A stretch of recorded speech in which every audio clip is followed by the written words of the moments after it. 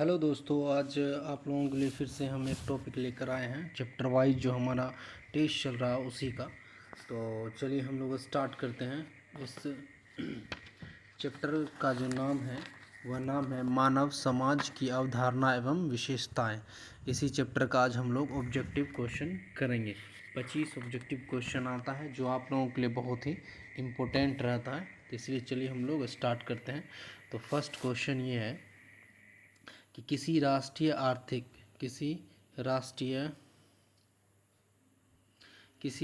आर्थिक, सामाजिक, औद्योगिक, शैक्षणिक, राजनीतिक, संस्कृति प्रगति सब में सबसे महत्वपूर्ण कारक क्या होता है?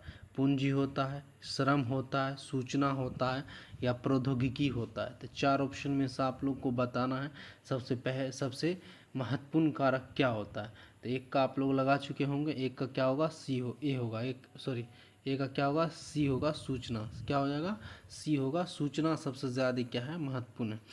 उसके बाद 2 नंबर में सूचना शब्द का प्रयोग विगत कितने वर्षों से होता आ रहा है। मतलब सूचना समाज शब्द का प्रयोग विगत कितने वर्षों से होता आ रहा है? 20 वर्षों से, 30 वर्षों से, 50 वर्षों से या 100 वर्षों से? इसमें से बताना है। तो 2 का आंसर क्या होगा? सी हो जाएगा, 50 वर्षों से। कब से हो रहा है? 50 वर्षों से हो रहा है। उसके बाद है जे एच शेरा के अनुसार सूचना का वह रूप है जिसमें जीव वैज्ञानिक एवं ग्रंथालय उपयोग करते हैं, उसे क्या कहते हैं? ज्ञान, आंकड़ा, तथ्य या उत्तेजना? तो 3 का क्या होगा? 3 का सी होगा, तथ्य। उसको क्या कहा जाता है? तथ्य कहा जाता है। उसके बाद अगला क्वेश्चन हम लोग देखते हैं। तो नेक्स्ट क्वेश्चन है, किस विद्वान के अनुसार सक्रिय एवं प्रभावशाली ढंग से जीने का अभिप्राय ही सूचना के साथ जीना है? तो यह किस विद्वान के अनुसार कहा गया है कि सक्रिय एवं प्रभावशाली ढंग से जीने का अभिप्राय ही सूचना के साथ जीना है? जे.एच. शेरे कहा था, बोरको, नॉट वीनर या ब्लेज क्रोनिंग कौन कहा था? तो 4 का हो जाएगा आप लोगों का सी हो जाएगा, नॉर्बर्ट वीनर कहा था ये कथन। ठीक है। उसके बाद है 5वां क्वेश्चन, बोरको ने सूचना विज्ञान के किस को कैसा विज्ञान माना है? मतलब बोरको के अनुसार सूचना विज्ञान को कैसा विज्ञान माना गया है, यह बताना है आप लोगों को। अंतःविषय विषय विज्ञान, सामाजिक विज्ञान, प्राकृतिक विज्ञान या अनुप्रयुक्त विज्ञान? तो कौन सा विज्ञान है बोरको के अनुसार? सूचना विज्ञान। तो 5 का हो जाएगा आप लोगों को, ए हो जाएगा। क्या हो जाएगा? ए हो जाएगा, अंतर्विषय विज्ञान हो जाएगा। उसके बाद सूचना को क्रमबद्ध एवं प्रबंधात्मक बनाने के लिए पुस्तकालय अध्यक्षों को किन नई तकनीक का प्रयोग करना चाहिए? ठीक है।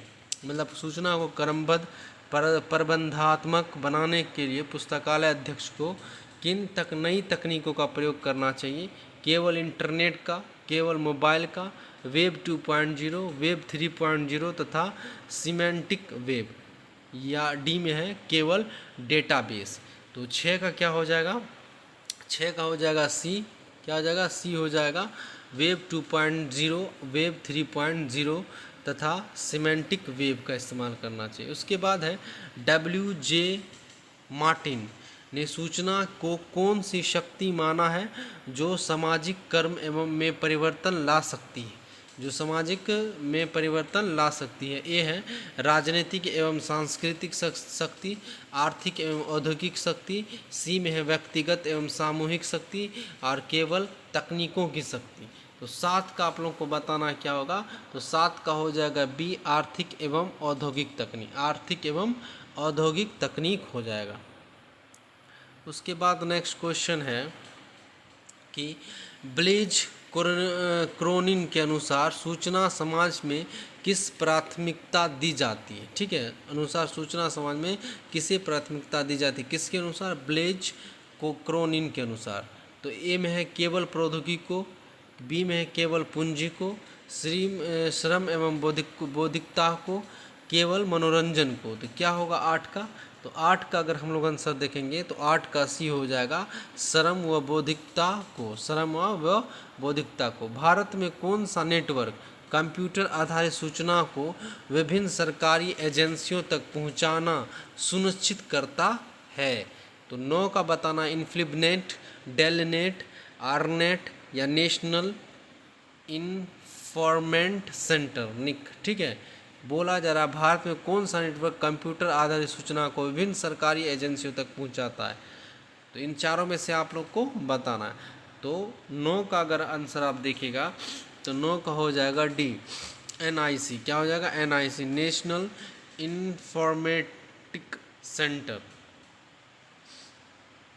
सूचना के प्रवाह में आने वाले विभिन्न रुकावटों को क्या कहते हैं? सूचना विस्फोट, सूचना प्रवर्धन, सूचना प्रयोग में अवरोधक तत्व, सूचना प्रबंधन। तो 10 का क्या हो जाएगा? 10 का सी हो जाएगा। 10 का क्या होगा? सी हो जाएगा, सूचना प्रयोग में अवरोधक तत्व, सूचना प्रयोग में अवरोधक तत्व। उसके बाद 11 है सूचना के संप्रेषण में सबसे प्रमुख समस्या या अवरोधक तत्व क्या है? ठीक है, सबसे प्रमुख या अवरोधक तत्व क्या? दूरी, भाषा, लागत, तकनीक। तो 11 का क्या होगा? बी होगा, भाषा। क्या होगा? भाषा होगा, भाषा सबसे ज़्यादा अवरोधक है। उसके बाद है 12 नंबर, सूचना के प्रयोग में एक बड़ी बाधा क्या है जिसके कारण शोधकर्ता अद्यतन सूचनाओं का उपयोग नहीं कर पाते? सूचना का उपयोग नहीं कर पाते। सूचना का अभाव, सूचना का महंगा होना, भाषा की भिन्नता या समय की कमी। ठीक है, 12 का अगर देखेंगे तो क्या हो जाएगा? तो 12 का क्या हो जाएगा? 12 का भी होगा, सूचना का महंगा होना। सूचना का क्या होना? महंगा होना। उसके बाद है 13 नंबर, सूचना प्रौद्योगिकी का प्रयोग सूचना के सर्जन से लेकर संप्रेषण तक हो रहा है। इसके लिए किसकी आवश्यकता है? आवश्यकता है केवल कंप्यूटर की, केवल इंटरनेट की, प्रशिक्षण मानव शक्ति की या बड़े पुस्तकालयों की? मतलब सूचना प्रौद्योगिकी का प्रयोग सूचना के सर्जन से लेकर संप्रेषण तक हो रहा है, इसके लिए सब किसकी आवश्यकता है? तो 4 ऑप्शन में से आप लोग को बताना है। तो 13 का अगर देखिएगा तो सी हो जाएगा, प्रशिक्षण मानव शक्ति की, प्रशिक्षण मानव शक्ति की हो जाएगा। निम्नलिखित में से कौन सा सूचना प्रयोग में एक अवरोधक तत्व है? निम्नलिखित में से कौन सा सूचना प्रयोग में एक अवरोधक तत्व है? सूचना का उचित प्रबंधन, पुस्तकालय की अधिक संख्या, सूचना विस्फोट के कारण क्रमबद्ध उपयोगकर्ताओं की जागरूकता। तो 14 का अगर हम लोग देखेंगे तो 14 का सी हो जाएगा, सूचना विस्फोटक के कारण क्रू प्रबंधन है। ठीक है,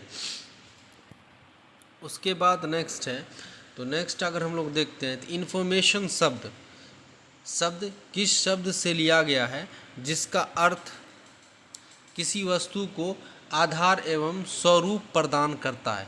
फॉर्मेशन या फॉर्मा, इन्फोरियम, नोटिटिया या एस्कियर।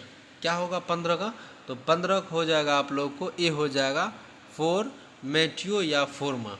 डेटा के विषय में क्या कहा जा सकता है? डेटा के विषय में यह हमेशा अवस्थित होता है, इसे क्रमबद्ध करके सूचना के प्रारूप में प्रयोग कर सकते हैं, यह सूचना से अधिक महत्वपूर्ण है, इसका कोई उपयोग नहीं है।